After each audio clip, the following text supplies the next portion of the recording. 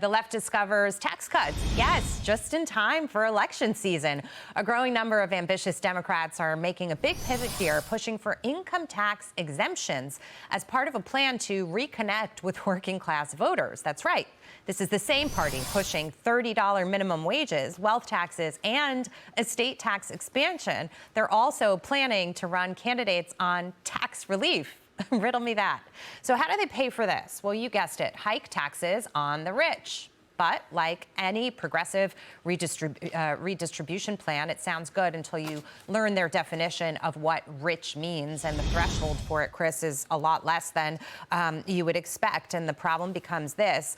Working class citizens that vote Democrat have felt alienated because ultimately what happens is you can't tax the rich enough to pay for all of it, everything they plan to do.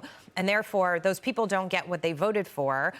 They usually end up actually suffering, as they are here in New York City, and you're left with a big problem. So then you flip the message and you say, okay, well, we want to get elected, so we're going to try the other side of the coin with the tax cuts. Yeah, it's a little bit like the Twilight Zone when we talk about this. The party of more government is running on tax cuts. It doesn't really make much sense, but look, the reality is I talk to business owners every single day. You know, we invest in the blue-collar trades businesses. And, you know, these are the people that are keeping our country moving every single day. And their primary concern is not necessarily their tax bracket. It ultimately comes down to what we call the bookends of business. These business owners want to take care of their people. They want to take care of their customers.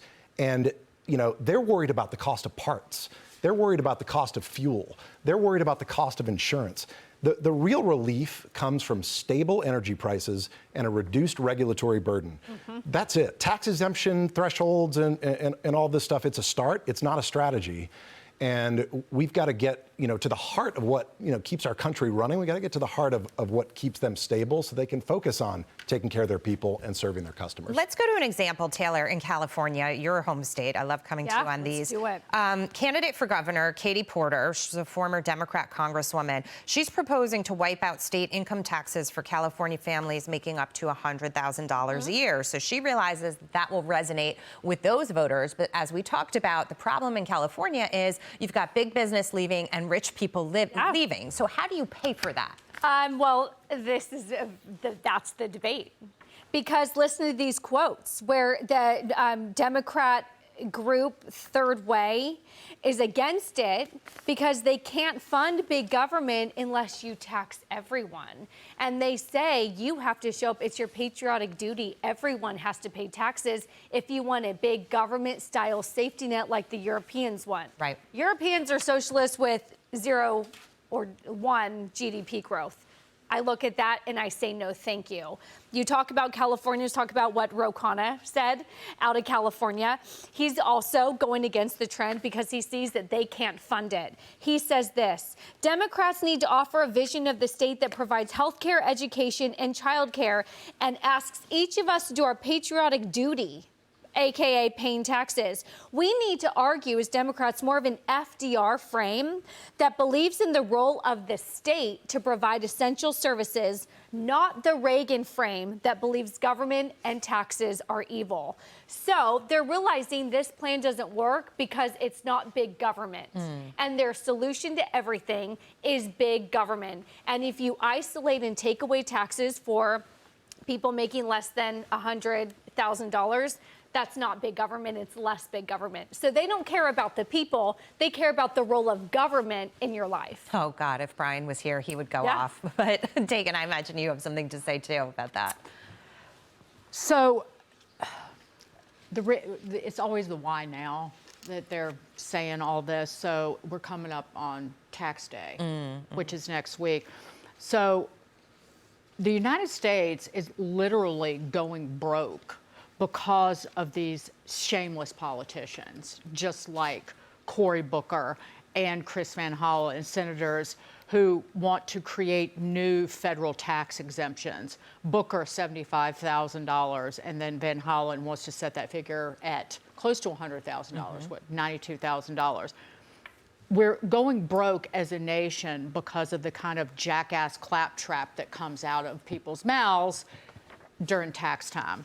Let me just, so Van Hollen came out with an exemption of $92,000. And these numbers are a little bit old. But so the bottom 50% of federal taxpayers only pay 3% of all the taxes collected by the federal government.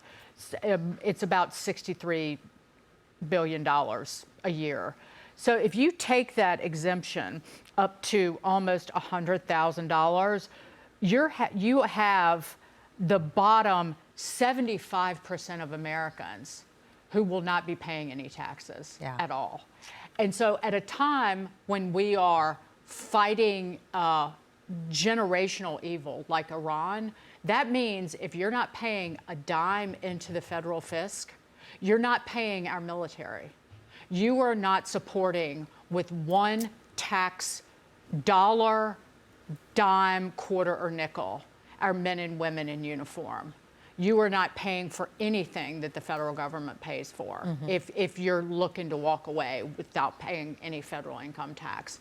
It's a handout, and that's why those people are reckless and dangerous, these liberals. Yeah, so I'm thinking about that because President Trump wanted to cut taxes for working people, pretty much everybody, extend his old tax cut plan to make sure that it stayed with us long term rather than expiring, Jerry, and so people are feeling the benefit of that. But this exemption that they're talking about, raising the threshold here, like Dagan said, I mean, it almost sounds to me like when Biden said, let's forgive student loans, like you're buying votes again by doing it this way. Absolutely right.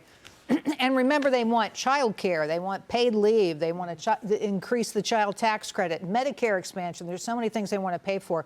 I think the thinking here is really very simple. They've seen how successful the Republicans can be by reducing taxes. They're going to do it too, even if it drives us into destitution. All right, be sure to tune into Fox Business's upcoming special on the growing divide between red and blue states when it comes to economic policy. It's called States of the Economy. Get it? You can watch it right here all next week.